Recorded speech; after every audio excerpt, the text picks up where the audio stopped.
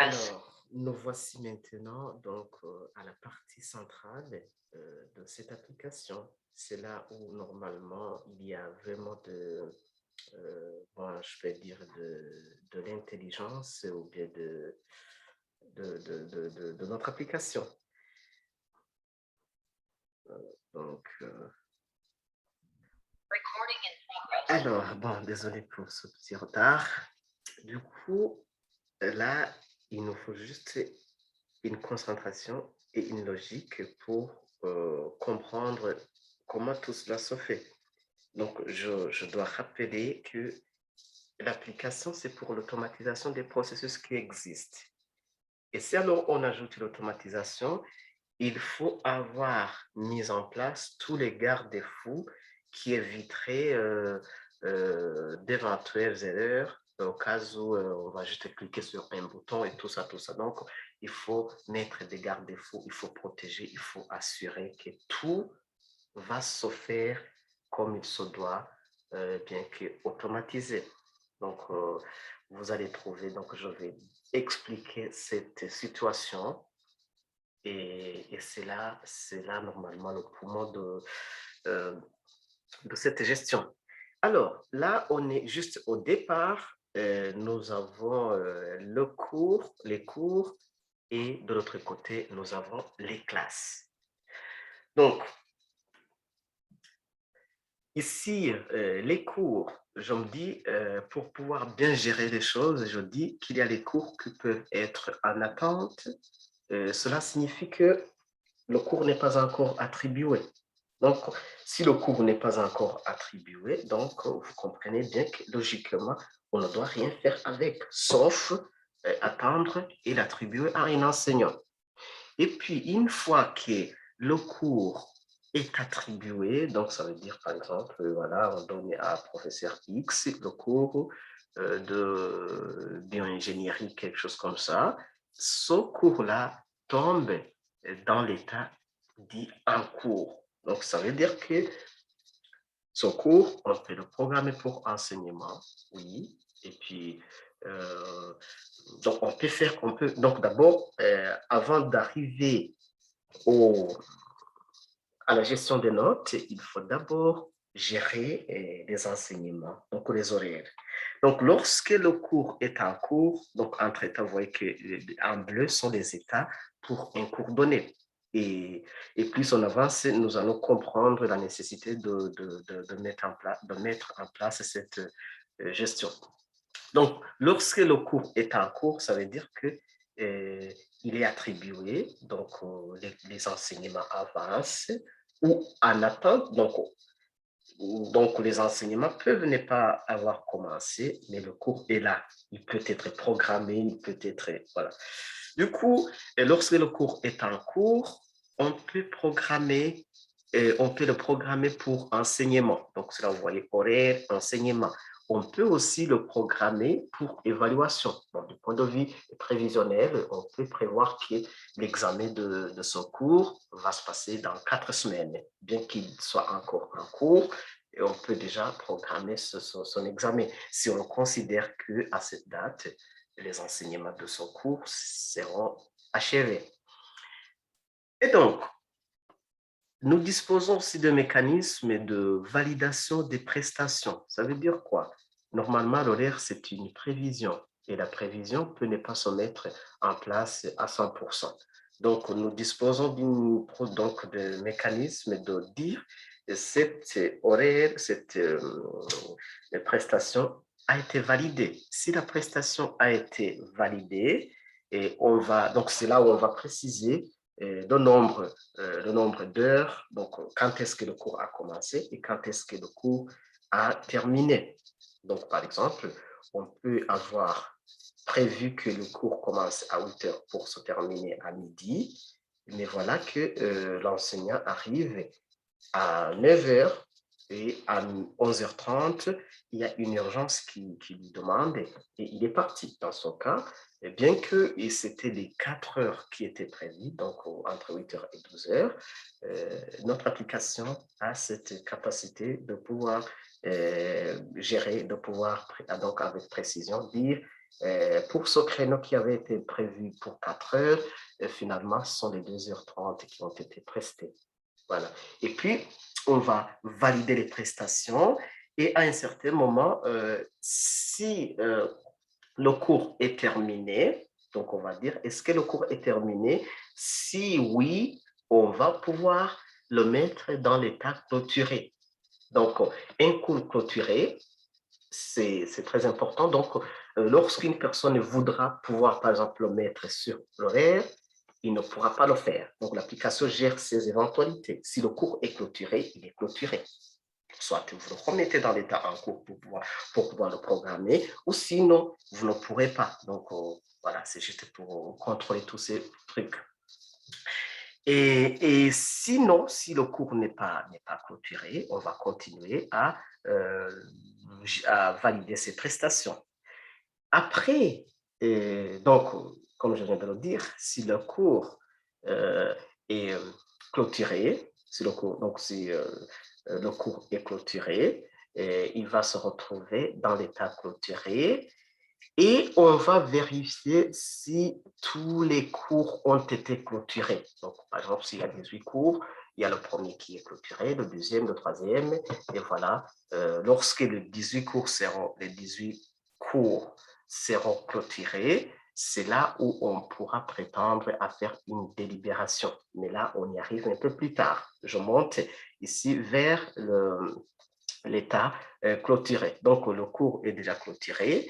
Lorsque le cours est clôturé, ce qu'on peut faire, on peut déjà continuer à programmer les horaires. Par exemple, on a enseigné, et puis le cours a été clôturé, mais l'horaire n'était pas encore, l'horaire pour l'examen n'était pas encore prévu.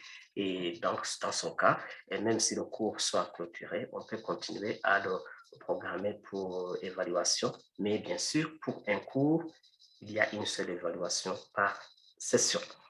Alors, si le cours est clôturé, et donc si le cours est clôturé, on peut très bien, donc je vais maintenant, je viens de finir la partie qui est du côté de cours pour lier cours et classe.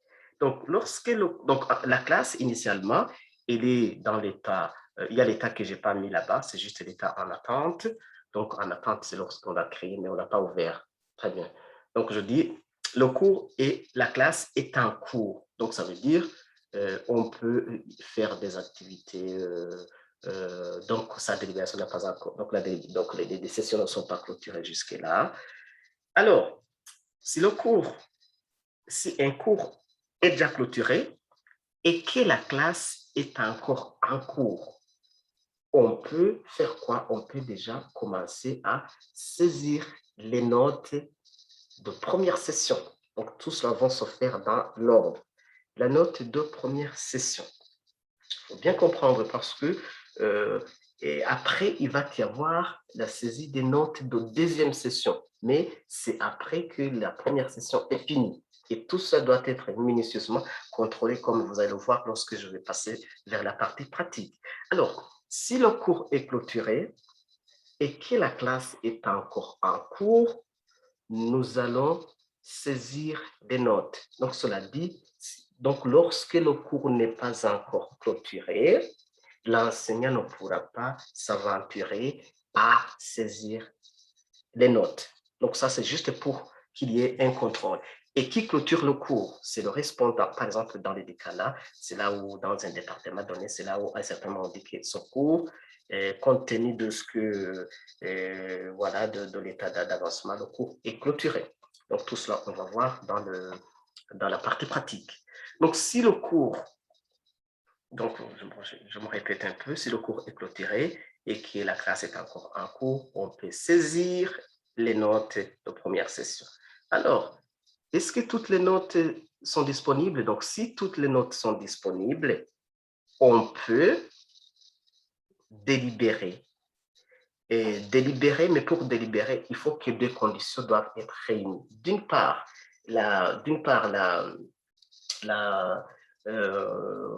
toutes les notes sont disponibles et de l'autre côté, tous les cours sont clôturés. Et comme ça, on peut faire une délibération automatique comme on va le voir. Donc, voilà, délibérer la première session. Donc, si on délibère la première session, la classe tombe directement dans l'état qu'on appelle clôturé. Donc, cela dit, les enseignements, c'est fini. Maintenant, on va gérer la partie suivante. C'est la partie des deuxièmes sessions. Et puis, lorsque les deuxièmes sessions vont terminer, on va commencer à penser sur les compléments si, voilà, s'ils existent. Donc, si la délibération de la première session est passée avec succès, il y a donc la classe est clôturée et l'application est intelligente à tel point que tous les étudiants qui n'auront pas réussi vont être inscrits en deuxième session. Donc, vont être inscrits en deuxième session, mais bien sûr, ces inscriptions vont être validées donc vont être validées. Ils vont être juste en attente. Ça aussi, je vais vous le montrer dans la pratique.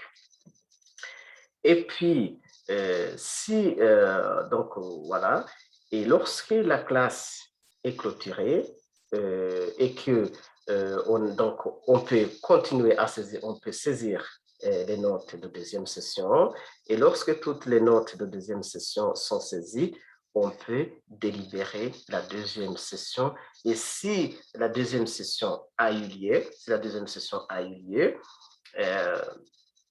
il y aura des étudiants qui vont réussir et d'autres qui vont réussir avec des compléments à faire dans l'année suivante. Et tout cela, donc, tout cela est bien géré, comme vous allez voir dans la partie pratique.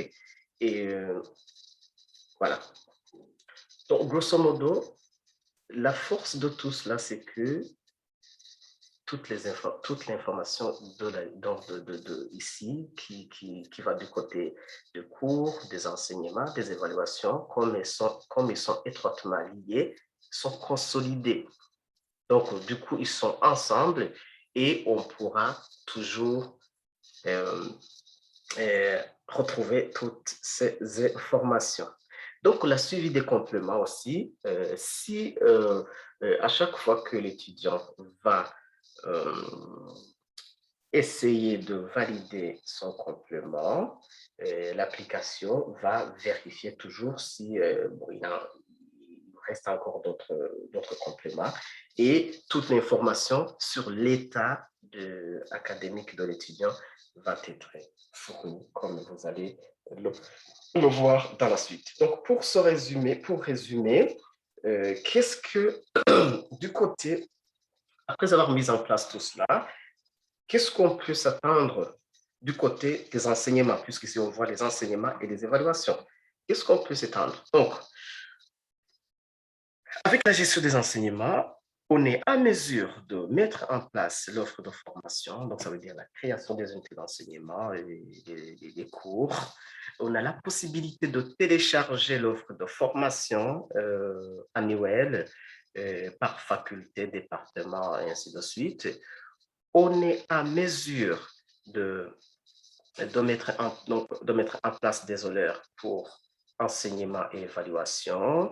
Et là aussi, on peut générer automatiquement les horaires, gérer les auditoires, donc les salles de cours par campus et faculté, la génération de la fiche des matières enseignées par cours. Ici, au fait, le problème qu'on veut résoudre, c'est tous ces fichiers, tous ces registres qu'on stocke dans les décanats. À un certain moment, ils vont se retrouver, disons, comme l'eau va toujours sur la pente vers le bas, ils vont un jour se retrouver dans la Tanganyika. Et puis voilà. Donc, pour éviter tout cela, on veut mettre en place une stratégie à la fois écologiquement saine, qui va nous permettre de dire, on va imprimer la fiche de matière enseignées sur demande. Ce n'est pas obligatoire, donc sur demande, parce que ça est là, ça est dans la base de données. Voilà. Et puis, bon, on va pouvoir avoir les états d'avancement hebdomadaires par classe les états d'avancement hebdomadaire par département, faculté ou même annuel. La différence à ce point, c'est que, comme vous le savez, par exemple, à l'Université du Burundi, voilà, c'est que chaque semaine, les décanats avec les départements, ils se mettent en place pour calculer où est-ce qu'on en est et puis ils vont envoyer ces informations vers l'hierarchie supérieure et ainsi de suite et ainsi de suite. Alors, pourquoi remonter toutes ces informations? Alors, si tout est centralisé, tout est consolidé, la personne, dans le besoin de ces informations, prenons par exemple le, le service académique ou le vice-rectorat, ils se connectent, ils trouvent l'état d'avancement hebdomadaire par classe. Donc ça aussi, on va voir dans quelques secondes. Euh, et puis, il y a, donc j'espère bien que vous pouvez voir tout ce que c'est bien écrit. Et puis, cette liste n'est pas exhaustive. Il y a plein de choses, il y a plein d'autres choses à faire. Alors, donc maintenant, qu'est-ce qu'on peut s'attendre, à quoi est-ce qu'on peut s'attendre du côté des évaluations? Une fois que l'on a fait ces évaluations, on a la possibilité donc de saisir les notes pour les premières et deuxièmes sessions, donc côté session ordinaire, les réclamations. Donc là, nous parlons des réclamations. Prenons par exemple, donc ici, si je retourne au niveau de ça, vous voyez que lorsque la classe est clôturée, on ne pourra plus saisir les notes de la première session. On va juste les cas qui viendront après, puisque la délibération a eu lieu, il y a une date de délibération, et les cas qui vont suivre après, ils vont être gérés d'une façon individualisée. Cela dit, ça va être géré dans la partie des réclamations que nous allons voir. Donc, il y a la compensation et la moyenne, l'amélioration de la moyenne. Et là, il y a les conditions qui sont prévues dans le règlement académique. Et puis, il y a la gestion des compléments. Et puis, il y a la possibilité d'exporter les fiches de notes au format Excel et puis les enregistrer massivement dans la base de données. On a la possibilité de gérer les fraudes, les examens ratés, les sanctions disciplinaires. Et tout cela, bien sûr, ça intervient dans la délibération automatique et dans le sens est de dire oui, c'est juste, j'appuie sur un bouton, mais ce bouton, donc en appuyant sur ce bouton, j'exécute les lignes de code qui vont chercher pour chaque classe, dans chaque unité, les cours qui s'y trouvent, les notes de l'étudiant, les sommets, les groupés par unité, voir si pour l'unité, la moyenne a été de 10 ou plus pour la validation, ou moins pour la non-validation. Et donc voilà, après, il y a la deuxième unité qu'on va inspecter, la troisième, et puis il y a le semestre qui finit, puis il y a l'année qui finit. Et le résumé, le résultat final est fourni, comme vous allez voir, au niveau de la grille de délibération. Et puis, les crimes de libération sont générés automatiquement. Et les bulletins, donc on n'a plus besoin d'aller se casser les pinières pour confectionner le bulletin, non. Et tout est déjà prévu. Et puis, il y a les rapports statistiques, par exemple, les taux de réussite. On peut toujours, à n'importe quel instant, générer les listes des étudiants qui ont réussi ou échoué. On peut gérer les listes, on peut voir, visualiser juste en cliquant sur un bouton la liste des étudiants d'une classe donnée qui auraient encore des compléments à valider. Et puis, on peut aussi produire des historiques de validation des compléments et bien d'autres. Là aussi, je souligne, la liste n'est pas exhaustive. Et voilà, je ne vais pas continuer à me fatiguer avec tous ces détails. Et là, dans la deuxième partie, nous allons passer à une démonstration et là, on va s'intéresser au module. Donc, on va s'intéresser à quel module? Au module de paramétrage, enseignement et évaluation. Voilà, donc je vous dis à toutes.